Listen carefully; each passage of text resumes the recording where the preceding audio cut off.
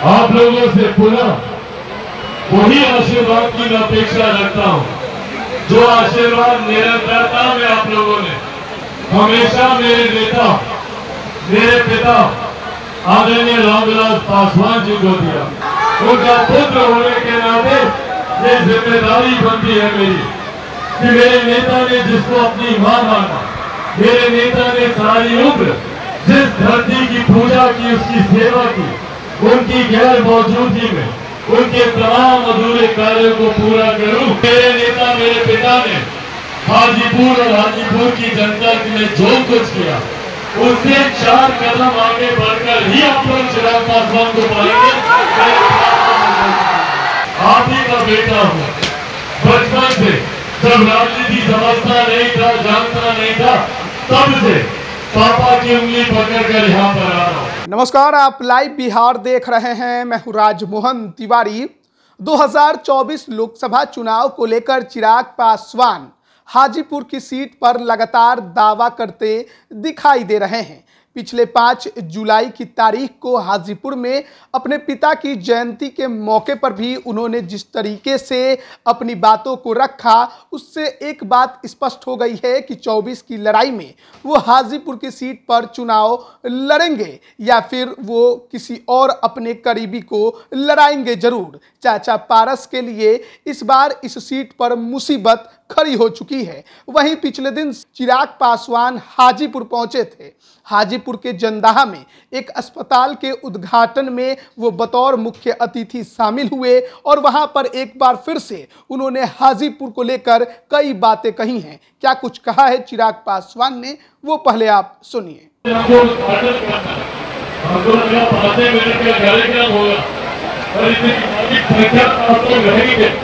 ये हमको एहसास नहीं था, और आज जब आप लोग यहाँ पर मौजूद हैं, आज जब आप लोग यहाँ पर मौजूद हैं, आप लोगों से पुनः वही आशीर्वाद की मैं अपेक्षा रखता हूँ, जो आशीर्वाद निरंतरता में आप लोगों ने हमेशा मेरे नेता, मेरे पिता आदरणीय रामविलास पासवान जी को दिया। और मेरे नेता ने भी हमेशा हाजीपुर को अपनी मां माना और अपनी मां समझकर ही सारी उम्र हाजीपुर की वो सेवा करते रहे।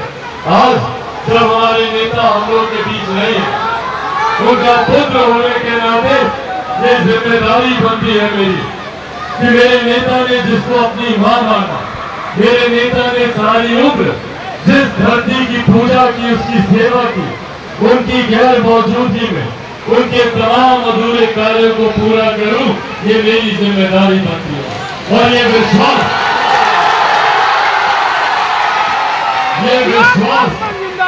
आप लोगों को दिलाकर जाना चाहता हूं कि मेरे नेता, मेरे पिता ने हाजीपुर और हाजीपुर की जनता के लिए जो कुछ किया, उससे 4 कदम आगे बढ़कर ही आप लोग चिराग पासवान को पाएंगे।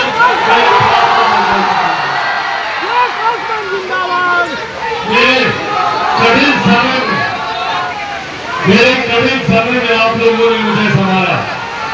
जब मेरी पार्टी सबसे कठिन दौर से गुजर रही थी, उस वक्त आप सबने मुझे अपना भाई, अपना बेटा, अपना भतीजा समझकर माताओं बहनों ने खुद अपने आंचल की छाया मुझ पर डालकर मुझे उस विपरीत परिस्थिति से निकालने का काम किया। और हकीकत है, आप ही का बेटा हूं। बचपन से जब राजनीति समझता नहीं था, जानता नहीं था, तब से पापा की उंगली पकड़कर यहाँ पर आ रहा हूँ। कितने ऐसे बुजुर्ग हैं जिनसे पापा ने बचपन में मेरा परिचय कराया। आज जब वो नहीं है, वो रिश्ता मैं भी निभाना चाहता हूँ और मुझसे ज्यादा उस रिश्ते को निभाने में आप लोगों ने दिया। आज चिराग पासवान का अस्तित्व सिर्फ और सिर्फ आप लोगों के प्यार, आप लोगों के आशीर्वाद की वजह से। और आज बस यही आज्ञा भी आप लोगों से करने आया हूँ कि मैं भी एक ईमानदार प्रयास कर रहा हूँ मेरे नेता के सपनों को पूरा करने का, एक विकसित बिहार को बनाने के लिए जो वो रास्ता दिखा कर गए हैं।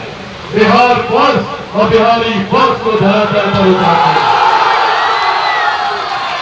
और बिहारी फर्स्ट को अकेला चिराग पासवान नहीं पूरा कर सकता। चिराग पासवान को जरूरत है आप सबके साथ की, आप सबके सहयोग की। आप सबको चिराग पासवान बनकर गांव-गांव, घर-घर तक जाकर बिहार फर्स्ट और बिहारी फर्स्ट के बारे में बताना है। तो अंत में जो आग्रह आप लोगों से करूंगा। तो अभी आपने सुना चिराग पासवान को, जो कि हाजीपुर के जंदाहा में एक अस्पताल के उद्घाटन के मौके पर वहां पर उपस्थित तमाम लोगों को संबोधित कर रहे थे।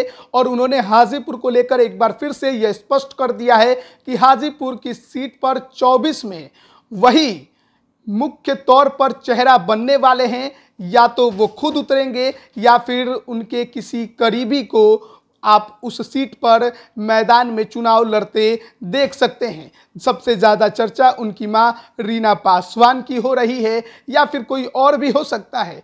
देखना होगा, वक्त का इंतज़ार करना होगा। चिराग पासवान ने खुलकर अब तक ये स्पष्ट नहीं किया है कि वही लड़ेंगे या फिर उनकी मां लड़ेंगी, लेकिन एक बात तय कर दिया है कि हाजीपुर की सीट पर 2024 लोकसभा चुनाव में एनडीए के तरफ से लोजपा रामविलास का ही उम्मीदवार उतरते दिखाई देगा। ऐसे में चाचा पारस के लिए थोड़ी मुसीबत बनती नजर आ रही है, क्योंकि वो अभी वहां से मौजूदा सांसद हैं और वो भी 24 में वहीं से चुनाव लड़ना चाहते हैं। तो चाचा भतीजे की लड़ाई अब भी लगातार जारी है। बने रहिए लाइव बिहार के साथ। आप सभी का बहुत बहुत धन्यवाद। लाइव बिहार यूट्यूब पर सब्सक्राइब और फेसबुक पर लाइक जरूर करें।